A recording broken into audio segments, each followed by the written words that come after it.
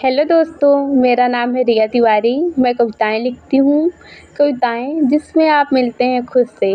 तो आइए आपको सुनाते हैं खुद के द्वारा लिखी हुई एक सुंदर सी कविता। कविता का नाम है यादें गुजरे ज़माने की।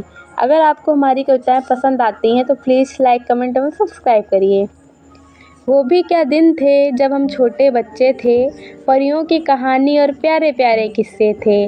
जीवन मैंने कुछ ऐसे जिया था, शायद बचपन ही जीवन का सबसे सुनहरा हिस्सा था।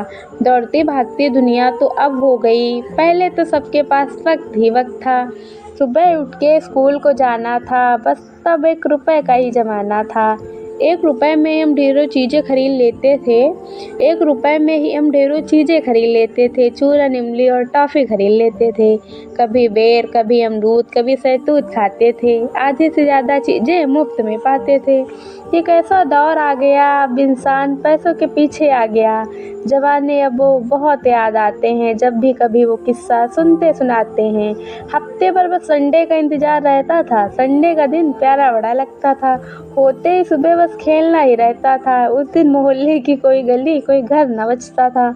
परिंदों की तरह उड़ा करते थे। लूडो, गोटे और पर्ची खेलते थे। तब मोबाइल ना होते थे, ना मोबाइल वाले गेम होते थे।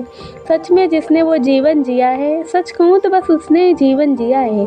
तब टीवी घर घर ना होती थी, मोहल्ले में बस एक ही टीवी होती थी।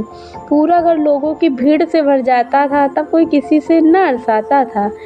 जब गर्मियों की दोपहर में बड़े बड़े दिन होते थे और टीवी पर कई डरावने सीन होते थे, सब डर से दुबक के बैठते थे, पर पूरे इंटरेस्ट से पूरी कहानी देखते थे। तब एसी, पंखा, कूलर बहुत कम होते थे। गिने चुने घर में ही शायद पंखे होते थे। तब हाथ से सभी बेना डुलाते थे, तभी शायद लोग जीवन जी पाते थे। तब हाथ से सभी बेना डुलाते थे, तभी शायद लोग जीवन जी पाते थे। सुविधाओं की अब कुछ कमी ना रही है, लेकिन अब पहले जैसी ज़िंदगी ना रही है। शाम होते ही सब छत पर आते थे। शाम होते ही सब छत पर आते थे। पतंगे और धागे समेट लाते थे। खुले आसमान में नीले पीले रंग लहराते थे। किसी की कट जाती थी पतंग तो किसी की आसमां छुआती थी। जो खुशी 7वें आसमां तक जाती थी। पहले जैसी अब किसी को फुर्सत कहाँ है, अब लोगों में वो बात ही कहाँ है।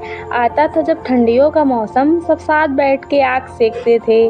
किस्से, कहानी और मजाक होते थे। सब एक दूसरे की टांग खींचते थे। तब कोई रूठता ना था, ना ही बैर होते थे। सच में वो दुनिया कहीं बहुत पीछे रह गई। सच में वो दुनिया कहीं बहुत पीछे रह गई। हम सुविधाओं में तो आगे आ गए, लेकिन सुकून की घड़ियाँ बहुत पीछे छूट गईं।